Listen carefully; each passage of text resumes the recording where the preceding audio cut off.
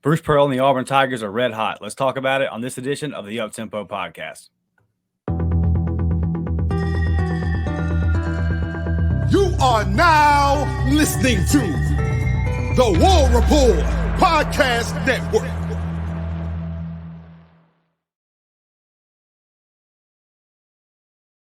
What's up, everybody? I'm your host, Dustin Smith, joined as always by my guy, Blake Lane, here to talk a little hoops today, baby.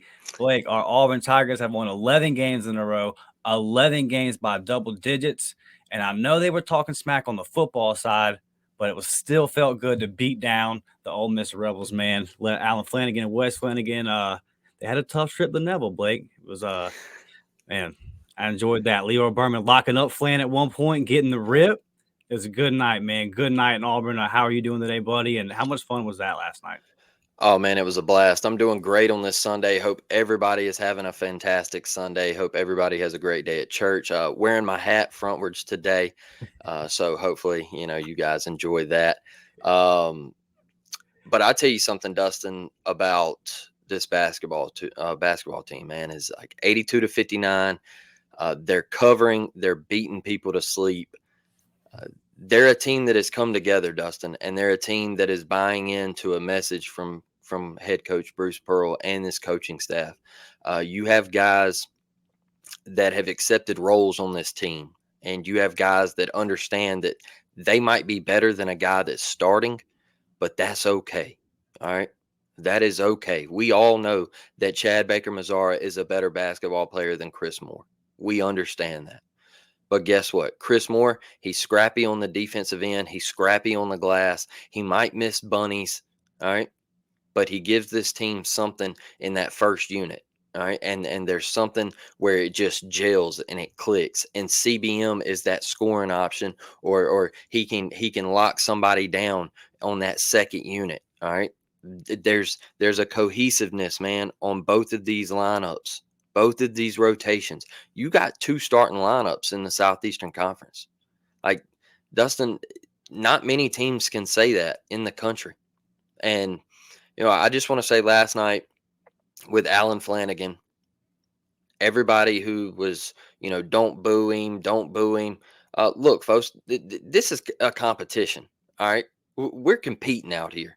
And Alan Flanigan chose to go to a rival SEC school. Alan Flanigan did not choose to transfer to Indiana or Wisconsin or something like that. All right. Alan Flanigan chose to go a state over. And he knew that we were going to play twice this year. Mm-hmm. So our fan base, what did you expect them to give him a standing ovation? Did you expect the jungle, the students, to literally stand up and clap for Alan Flanigan? No, they did the right thing. Congrats to Neville. Way to show up. Damn proud of you to get after him every time he touched the basketball. It felt like LeBron going back to Cleveland, man. Where, I mean, look, LeBron cooked Cleveland when he went back, but Flan didn't do that. 3 of 10 from the field. So we were almost there. Hey, we said we didn't want him to hit a shot. We were almost correct about that. But, man, look, a blast last night watching Neville.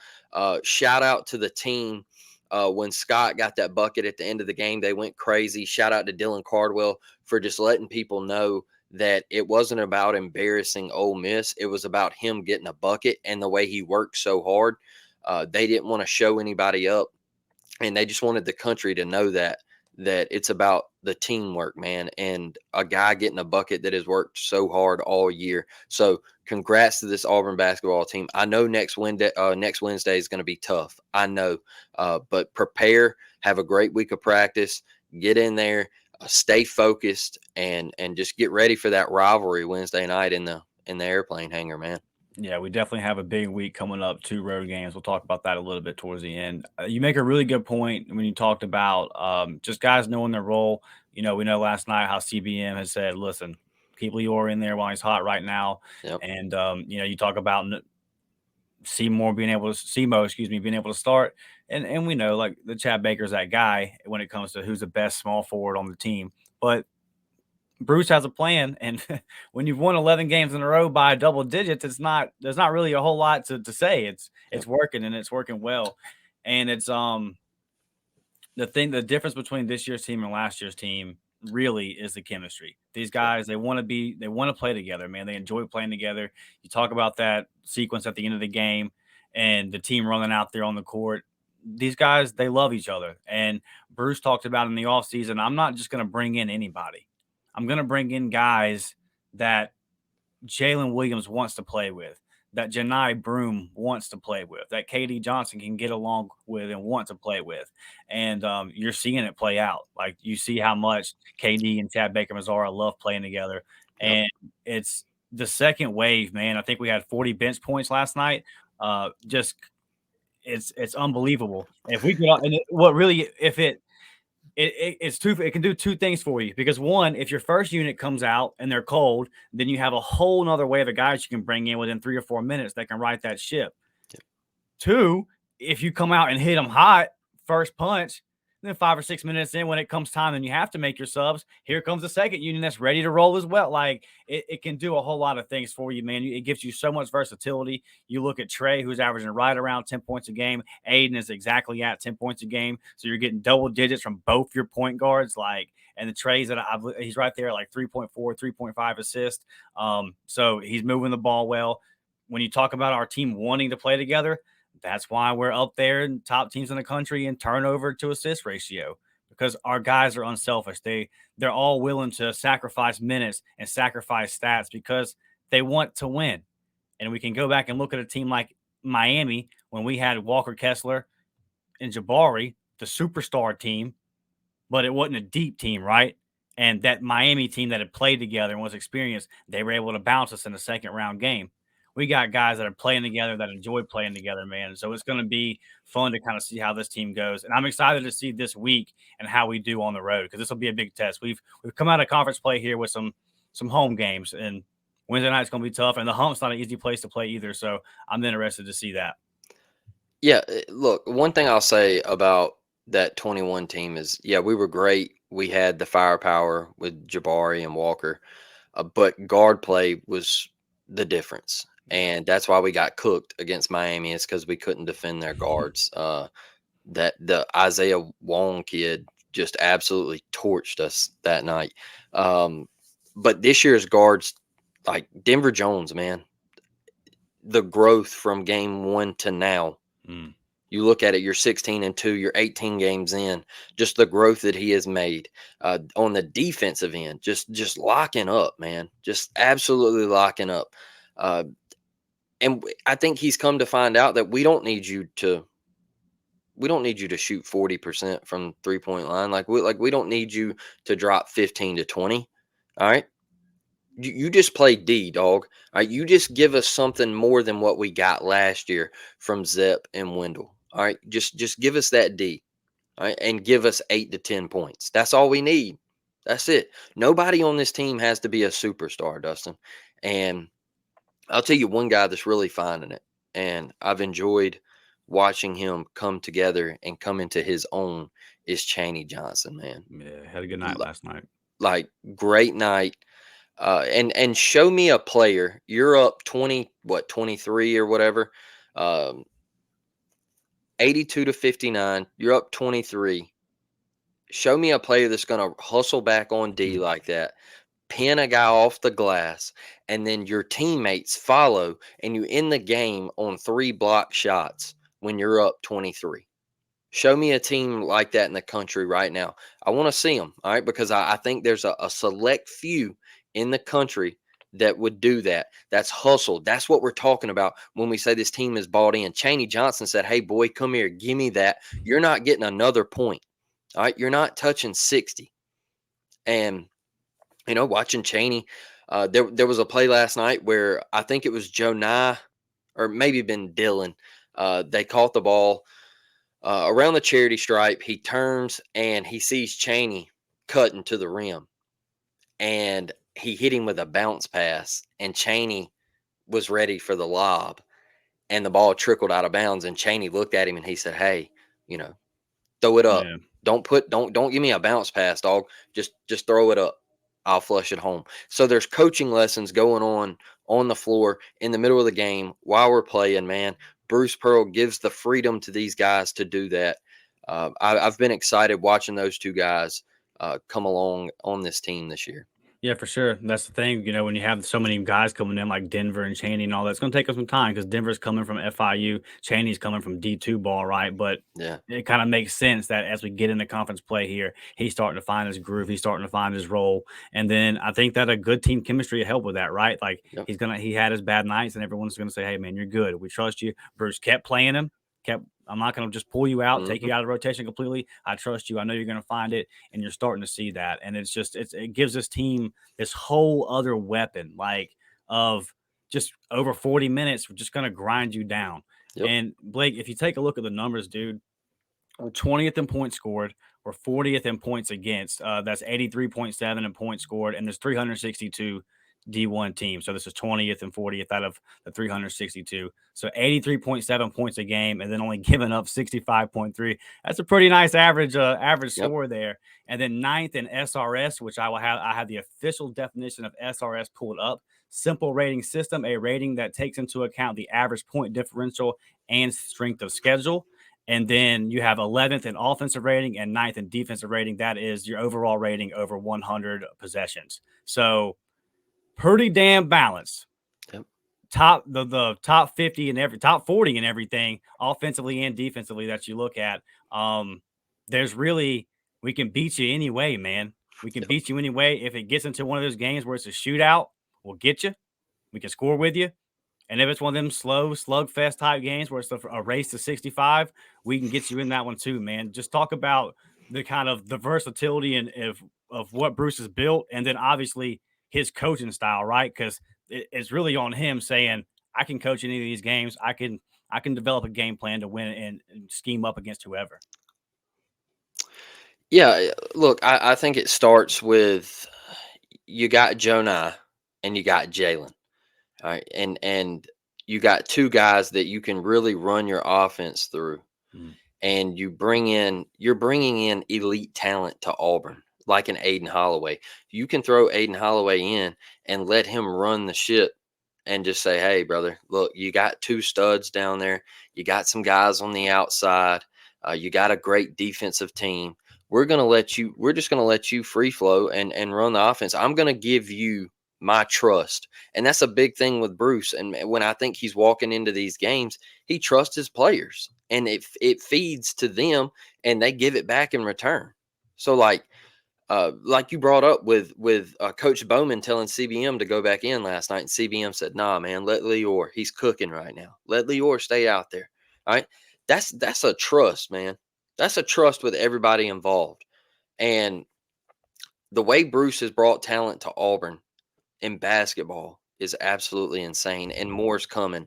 You see it every week. 5 stars visiting, all of this stuff. Like, you're in contention for 2 of the top 5 players in America. Like, this is insane, bro. Like, it's really like, when I grew up, I never really thought I would ever see this at Auburn consistently. We had our years in the 90s and early 2000s, but consistently, I never thought I would see us be a powerhouse. But Jaylen Williams has stepped up, Dustin. That's what makes it easy this year. Joniah Broome. All right, everybody, you can rag on my boy in the first half on some games, and he might get cooked here and there on defense, but the competition in this league is stiff and it's stout.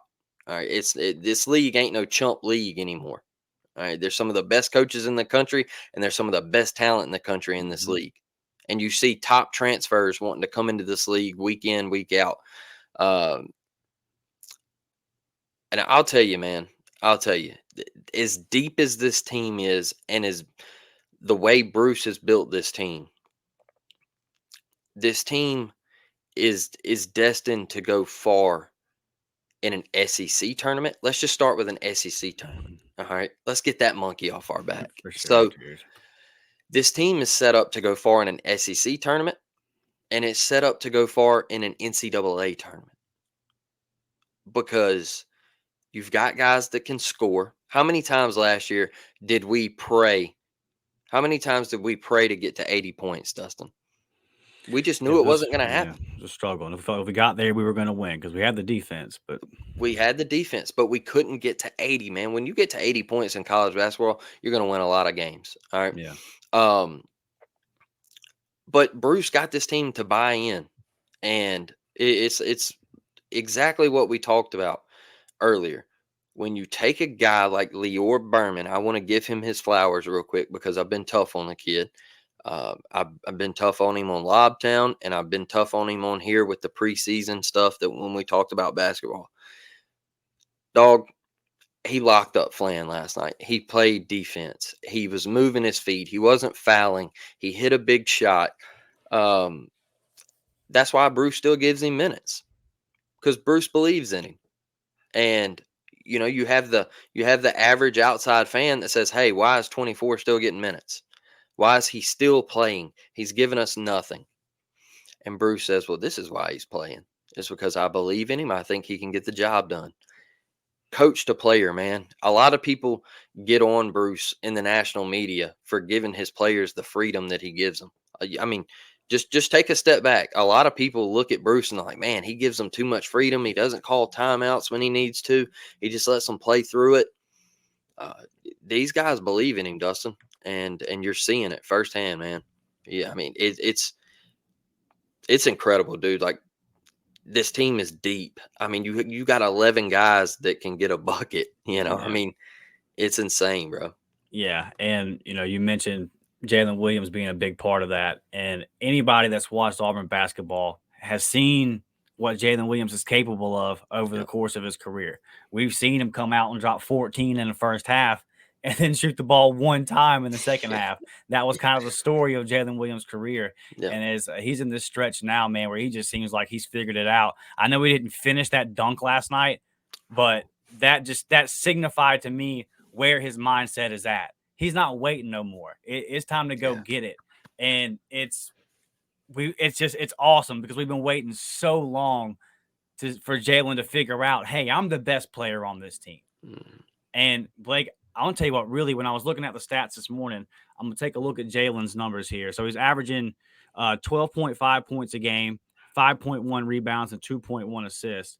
But if I can get here, give me just a second to get to his 3-point percentage. He is averaging 45.2% from the 3-point line, and then right at 82% from the free throw line, and then 63.4% from the field. And he's not like he's out there just shooting bunnies. He's mid-range. He's hitting the turnarounds. He's developed that nice little 10 to 12-foot floater, and then shooting 45% from three, man. Our guy is absolutely on fire, bro. He's killing it. And if this is the Jaylen Williams that we're going to get, which, I mean, we've basically been getting it all year. We've damn sure been getting it for about 8 to 10 games now. If this is what we're going to be getting for the rest of the year, then a trip to Phoenix is a possibility, man. Now it's called March Madness for a reason. So once you get in there, all bets are off. But this team, with this Jaylen Williams, the ceiling for this team jumps up significantly because you've got, and let's kind of look real quick, just going down at the balanced scoring of this team. Because you've got Jaylen, like I said, at 12.5, Janai's at 15.3 points a game with 8.4 rebounds. And then you've got Aiden at exactly 10 points a game with 3.3 assists. You've got Chad coming off the bench with 9.2 points a game, basically at 3 rebounds there with 2.9, 2.1 assists. Then you've got KD with 7.6. Then you've got Trey with 7.3. Then you've got Denver at 7. Then you've got, look at Dylan with 6.1 points, 4.5 rebounds, like, and an assist a game for Dylan. It's just balanced, bro. It's all the way down there. And the leadership of a guy like Jaylen Williams, getting him to come back for this year was maybe the biggest win of all. And if Denver Jones and Chaney continue to find their role, Blake, we could be looking at a 25+ win type season here. I don't think that's an exaggeration, man. It looks like us, Kentucky, and Tennessee right now in the SEC. I agree 100%. Man, Tennessee, they got a squad. Kentucky, they're getting healthy again. They got one of their guys back. They've got a squad. Coach Cal's got to do something this year, you believe, with Kentucky. You can't get put out by St. Peter's and all that stuff that Kentucky has been going through the past couple of years. Too much talent to be doing all that. Look, man, Dylan Cardwell. I want to start there before I get into Jaylen. And my thing with Dylan Cardwell is took a lot of heat and a lot of criticism of only being able to dunk and block shots the past couple of years. And I'll tell you what, his defense has improved. His footwork has improved. His free throw shots have improved. Going up and not fouling as much as he was. His rebounding is elite now. I mean, he's going in and just absolutely killing the boards. He brings the energy night in, night out. Team leader, the jungle leader. Just incredible growth. I think he might be the most important piece. I'm not going to say the best piece, but he might be one of the most important pieces just because of when Joe Nye is getting, I'm not going to say bullied, but when Joe Nye is having a tough go, Dylan is able to step in and pick up the slack. And I think the growth of his game might be the most important piece for Auburn this year. And just seeing him come in, because there's nights, Dustin, where like A&M, man, we were getting dominated on the glass, and he comes in and Cardwell makes a difference that night. Talking about Jaylen, I can't tell you how many times myself and Dustin sat here last year and we said, hey, we can only go as far as Jay Will can take us. That's it. That's as far as we're going, is as far as he will take us. He's got to come out of the shell. He's got to get his crap together and realize I am him. I am the guy that is going to take this Auburn basketball team to new levels. And I think he found it. I think he found it. Last night, look, like you said, if he connects on that last night, that place crumbles. All right, it crumbles. All right, there would have been an earthquake. It would have completely come down to the ground. All right, because I know what I was doing. I was sitting right here. I had my monitor on, and when he cocked back, I said, "Oh no!" And boy, let me tell you, if he would have connected, and he's going to connect. Sooner or later, he's going to connect and he's going to put somebody on a poster. All right. But Dustin hit it right on the head, man. His mindset has changed this year, and it's about getting a bucket instead of, I think last year, and this ain't a knock really, Dustin. I think last year it was more of just wanting to be a teammate and find the open guy, find, the guy that's hot maybe, or, kick it to this guy, make the right play. All right. Well, I want you to be the star. All right. Because when we get into March and we're 72-72 with 32 seconds left, we get the last shot. All right. I want Jay Will to say, hey, give me the ball. All right. Give me it right there on the elbow. Let me hit that little shimmy shake, the little floater hook that he does so perfectly now. We always said last year that once he developed that little float piece right there in the lane, and then he gets to that elbow and just lets it go, man, he's unstoppable. He is unstoppable. That is what I want to see from Jay Will. Step up, man. Call for the ball in the big moment, and I think we found that, Dustin.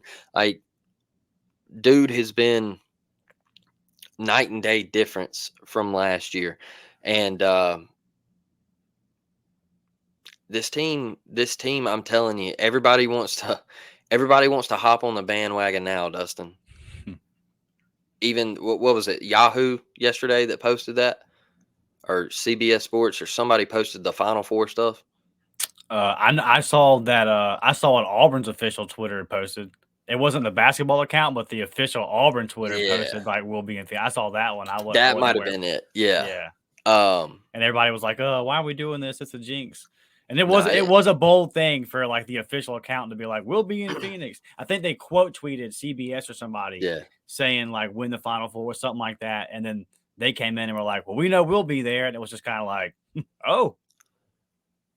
You know, one thing I'll say to that, Dustin, is you shoot 45% from three, you might be in Phoenix, because we all know that's honestly, man, Auburn is a 3-point shooting team. We're just kind of like, are they a 3-point shooting team? Well, they've been hot lately, and if Auburn's hitting threes, Dustin, they're going places. I think that's another strength. Yeah, and you're protecting the basketball. I mean, it's if you're hitting your threes, you're protecting the basketball. Right now, we don't have any games we can point to really and complain about free throw. Well, App State, we left some stuff at the free throw line, but that was the last one. And overall, I think the free throw shooting has been okay. So, yeah, man, I'm with you, Blake. Before we get out of here, let's take a look at this week. I think this is a big week because, like I said, kind of alluded to it earlier. Look, no matter what, I know that Alabama got beat by Tennessee the other day, and I know that they're not what they were last year. Going in there, man, is going to be tough. Any road game in the SEC is going to be tough. But this one right here is going to be difficult. They might actually have some fans show up for this one. They might actually get kind of loud. They might get over 5,000 in Coleman that night. But it's a game, Blake, that I do think that we should still win. And I think that guys like KD and pretty much Jaylen and Janai, everybody that was on this team last year. If you remember, this is the game last year coming out of Tuscaloosa where Bruce threw his headset down and he was really, really frustrated. We were just there. We were in a stretch of about 3 weeks where we just couldn't get a call. It was one of the most ridiculous things. Now, I don't know if we feel like that way right now because we're on an 11-game winning streak. The rest have been great all of a sudden, Blake. I got nothing to complain about. I don't know if that has there might be something to do with it. But I think that this team wants to win this game, and the Mississippi State is not the best team, but it's also not something that you can just overlook. And if you are able to pull off the win versus Alabama Wednesday night, then going into the hump, you could be kind of setting yourself up for an emotional letdown. So I want to see what this team is made of. And also, we've won 11 games in a row, so you're just kind of due for a bad night. Like, it's just going to happen. You play 30 games, right? Like, you're going to have nights where you're just turning the ball over, and those nights usually happen on the road. So I wouldn't be surprised if the streak came to an end this week. I just don't want it to be Wednesday, man. I just let it be Mississippi State. I don't care. I want to get back, and I want to sweep Alabama this year because going back to the football and then the baseball, the basketball, and the football last year, it's just been a little bit since we beat them in one of the big three here. And by the way, the ladies are going to be playing them here at 2:00 today. By the time this goes live, the game will actually be going on. But ladies, come on, y'all got that. Pull that thing out for us. But big time matchup, Blake. How important is this week? It's extremely important. Like you mentioned with Alabama, we got swept last year, and Alabama fans wanted to get on here and they wanted to say how much better of a basketball program they had, and they were going to win the national championship, and Brandon Miller, deserved to play and all of that good stuff. And, we disagreed that, they were the better basketball program. And I just think you're seeing Bruce and the job that he's doing right now. And I think it means something. I think Wednesday night, Bruce is going to go in there with a purpose. This team is going to go in there and they know what's on the line. You can't let Grant Nelson cook you, fellas. You can't. All right, because they talked a whole hell of a lot about Grant Nelson and how he was going to come in and he was going to be the face of Alabama basketball. So guess what? Wednesday night is the time to shine. We know it's going to be tough. We know it's going to be difficult. Tickets went up from $4 to $63. So get your tickets now. Yeah, man, $4 to sit in the airplane hangar. Look, I've bought more expensive things at Dollar General. All right. $4 to watch an Alabama basketball game. That's crazy. Yeah, cat food's $8. Yeah. pack of Newport's 10. Yeah. Man, that's crazy, dude. I went into the store the other day and bought a can of Copenhagen, and they were like, it's $6.25. I was like, insane, man. A can of snuff is more expensive than an Alabama basketball ticket. That's wild. But who wants to go into a place that looks like that? If you've ever been in there, It's get a new gym, man. Like, come on. The place is sad, but Bruce and this team, they know what's going on Wednesday night. And Saturday, look, the hump, like Dustin said, the hump is no easy place to play. They bring it as well. One Yeah. thing about the hump, if you've never been in the hump, it sits like extremely close, kind of like Neville, where it's like it's bigger, but the crowd is like on top of you. Yeah. And it's like just it's a crazy environment. I've went to one game there back when I was like 14 or 15, man. Um, it's a crazy environment, and Mississippi State fans bring it in basketball too. I'll give them that, man. They do. A passionate fan base just to be a bunch of losers. I mean, passionate fan base. So look, you might, if you drop a game, Dustin, let's not get on here and get on Twitter and let's not freak out and say the world's coming to an end like we do as Auburn fans. All right, because guess what? We're gonna lose games. All right, we're not we're not gonna go 30-2 or whatever. All right, we're gonna drop one. All right, it's gonna happen. So it might happen this week. But if you go 2-0, this week, man, I don't know how they keep Auburn out of the top 5 the way people are Yeah. losing, man. Like, I mean, insane, which they will. They will because they hate us. All right.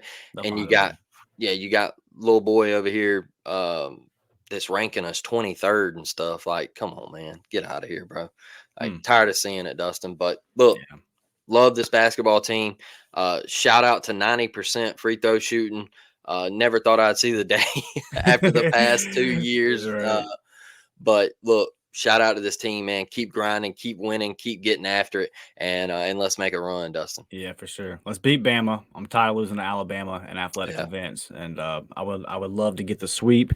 But yeah, like you said, Blake, I'm with you. You're gonna drop some games here. It's just the nature of the beast. There's gonna be some road games in the Yep. SEC where we don't show up. So tough week. I look forward to seeing how this team responds. Real quick, if you're interested in merchandise, you go to the warreportshop.com. If you're listening on audio, that is the warreportshop.com/shop. And also hit that like button, man. Hit that subscribe button. We are like 20 something, 30 something away from the 1,500 subs, man. So please do that, guys. That would be great. What's up, Blake? And the memberships, dog. Like, real quick, Dustin has been doing some preview basketball stuff, and we usually drop that like Friday night, Saturday morning, just depending. If we have a late game Saturday night, I like to drop it on early Saturday morning. So when you wake up, you can get your news right there. Dustin just does little 10 to 15-minute videos on that. I'll be stepping in, doing some baseball stuff and everything like that, man. Memberships have been popping. We thank y'all. But it's really just extra content, man. Dustin's been working his tail off. Like I said, it's no longer than 10 to 15 minutes. These videos, they're quick, they're simple, and we're going to be pushing a lot of stuff out. There's a lot of big events coming too, so be prepared. We're pushing just content. Got big things coming for baseball. Me and Dustin were just talking about ideas that we could possibly do for Plainsmen, and just throwing things out there, ideas for you guys to join these memberships, man, and get on this train. Yeah, for sure. So we will see you guys Tuesday night, 7 p.m. Y'all know the deal. I'm hoping that we have a defensive coordinator hire by then. Yeah. I'm hoping that with the Texan season coming to an end, that was the whole hold up here the whole time. But we'll have some football to talk about Tuesday night. We'll see y'all guys then. War Damn Eagle, we're out of here. War Damn Eagle, baby.